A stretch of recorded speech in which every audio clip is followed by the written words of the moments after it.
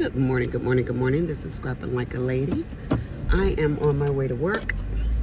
I have work today and work on, today is Tuesday. I have work today and I have work on Friday. I've taken Tuesday and Wednesday off.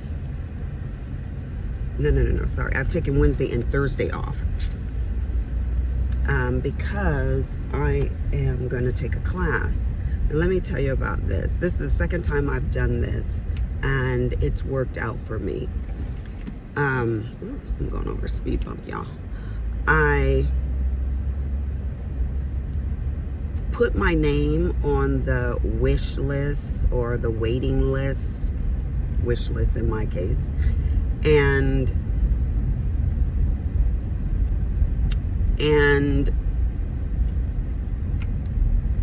it worked out because the lady was like, yeah, there's no way, no how, the class is completely full, you know. And I was like, well, we were there for many hours, and I kept looking at what they were going to do, and I was like, okay, well, at least let me buy the kit. The lady says, no, we don't have any kits. All the kits were sold for the class, and that was that. So I was like, great. But I came home and I put myself on the waiting list still. And I said, Lord, I really want to get in this class. And voila, ba-boom, ba-bang. They called me on Sunday, and I looked down at it and I was like, I redid my hair, y'all. And so, yeah, I got in the class. So the class is offered on Thursday and Friday. And I know Friday I was slammed.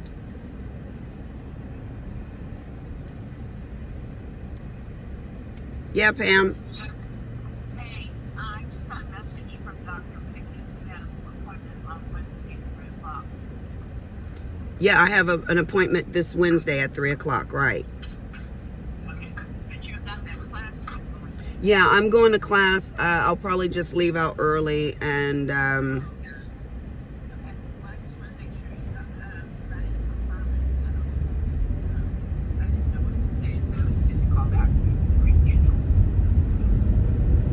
okay.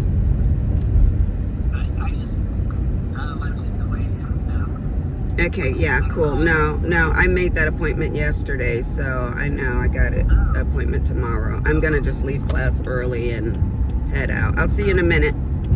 Okay, bye. Sorry about that, y'all. So, yeah, so I got in the class, and the class is Thursday and Friday. Wednesday is an optional day to come in. So I said to her, can I come in on Wednesday and Thursday and not do Friday? She goes, yeah, because we'll probably have you pretty caught up since you're coming the day before for, you know, to get instruction. So that's what I'm going to do. I'm going to take it on Wednesday and Thursday, leaving early even on Wednesday because I have to go to my doctor's appointment because I'm completely out of my Jardiance and I need my medication refilled, and they said we can't refill it until we see you, which is fine because I need to do my A1C and see what my diabetica is doing, right? So it's all good. So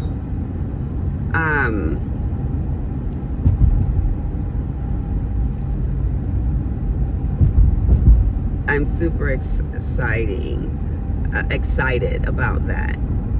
So I have been really trying not to watch YouTube on all the political stuff that is going on. But y'all, I'm like obsessed. Like obsessed. I didn't pay attention to it for the last 4 years.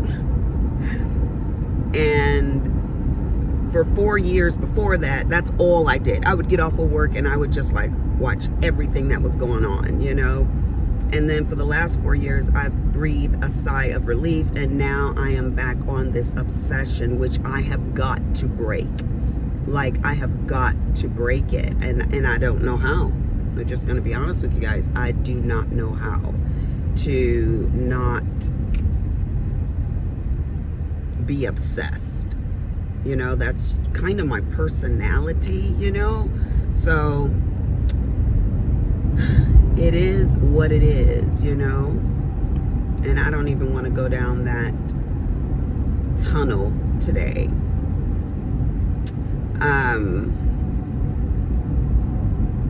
Although I've already been there, right?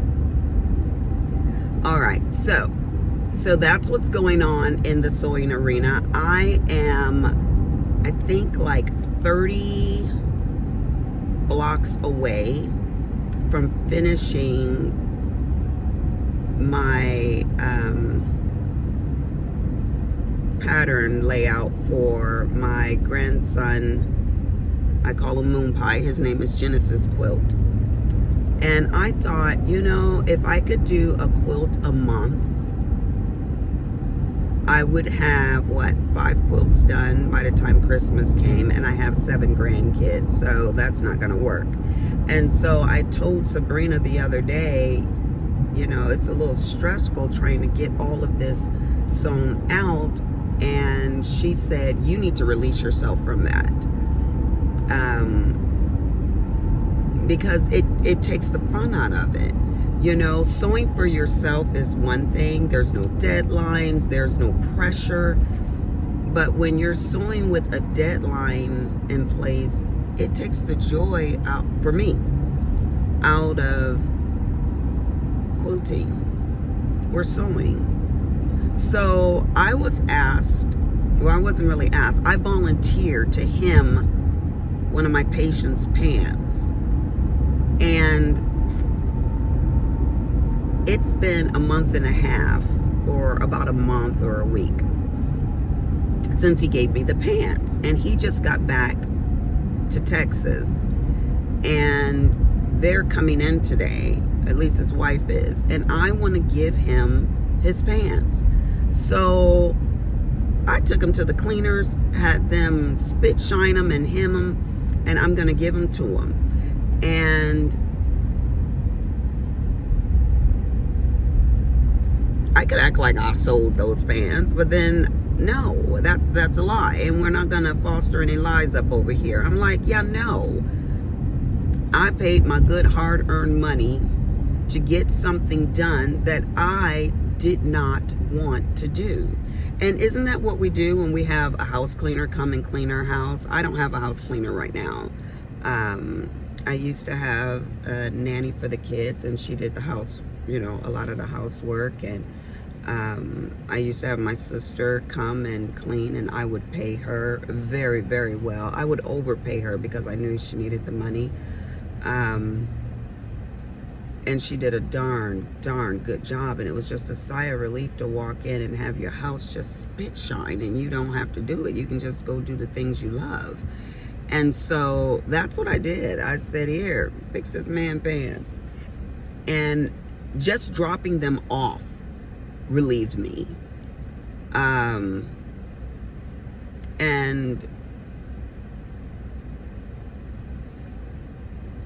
so with that being said, I don't mind doing things for people, but at this stage in my life, it's going to be the things that I want to do. I was invited to an event, and I'm always invited to events. And the person stood in front of me and she said, you really need to come. And I said, I really won't.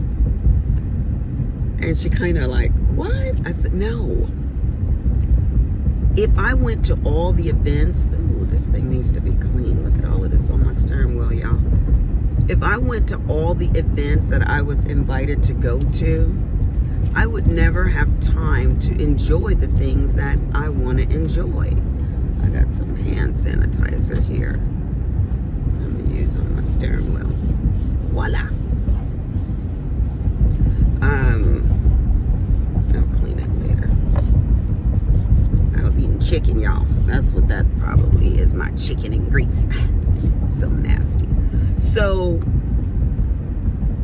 I said, no, I want to spend my time, my life, doing what I enjoy doing, not what someone thinks I should do or I might enjoy doing. Now, don't get me wrong. I have been like, I don't want to go to this thing. And I've gone to things and I'm like, whoa, I'm so glad I went. But I've also went to things and I'm like, this is a waste of my good time. So if I don't want to go to something, my go-to is going to be a good 2-letter word. No. Absolutely, unequivocally, no. Just a matter of fact.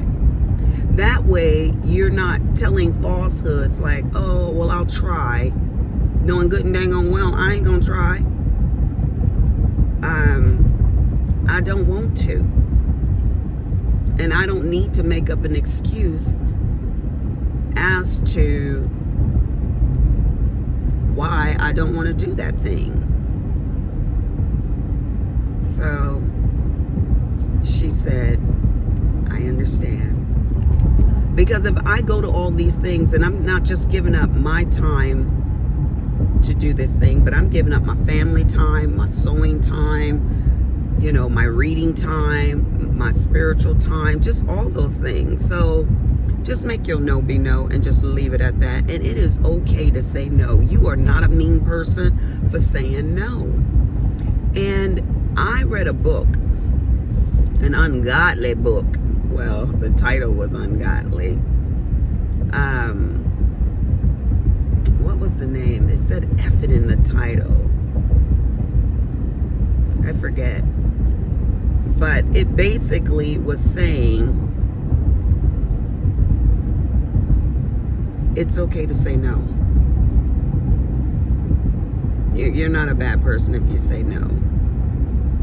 In fact, you're a better person for being honest than you are for smiling in somebody's face, telling a falsehood like, I'll try to come, possibly I'll be there, or whatever you say. And then not showing up, then trying to avoid that person, or, you know, all of those things. Just no.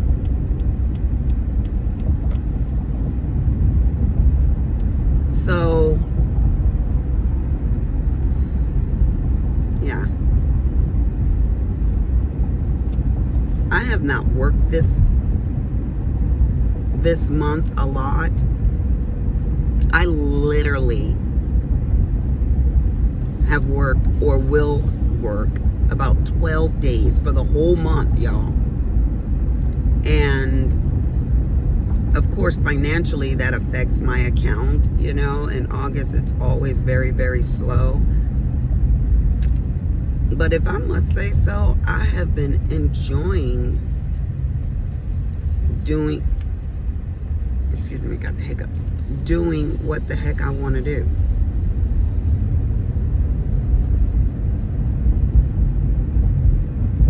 You can always work, but I can't always get back tomorrow the class that I'm taking, because tomorrow will come and go, and I will have a lot of regrets for not taking that class. And to people that don't quilt, or it doesn't matter, it applies to everything. It applies to everyday life, whatever it is that you enjoy doing. If you don't do it,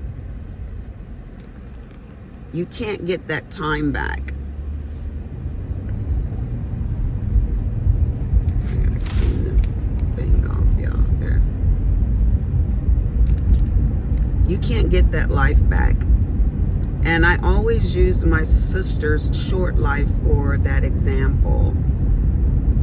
You know, she would always say, oh, I'll rest when I'm dead. And she kept that house spick and span clean, and that's what she enjoyed doing.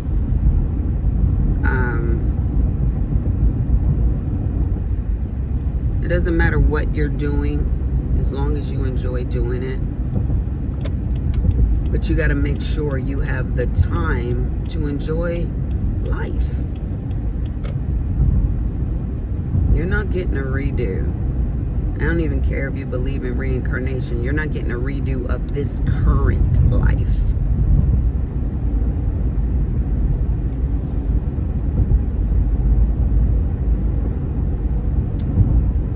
Learning is very important to me as well. I love learning. I love learning new things. I love learning about people's lives, cooking, organizing. And I redid my room, and I have yet to show you guys that. I will.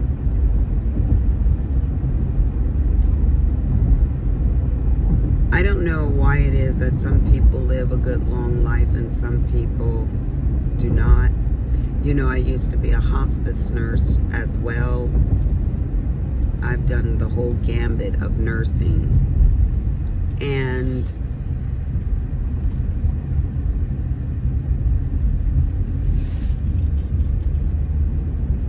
I remember people's last days.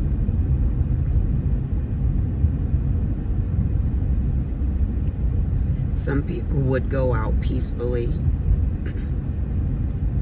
accepting death, and some people would go out terrified, horrified. And I wonder if those people have regrets that they haven't yet fulfilled.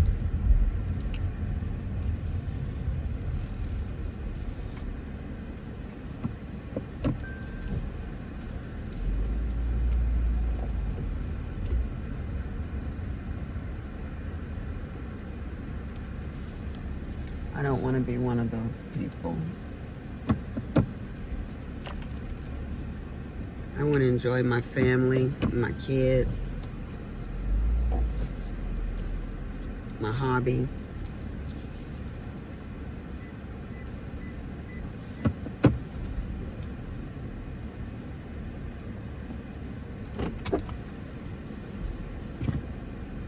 Because that is the most important thing.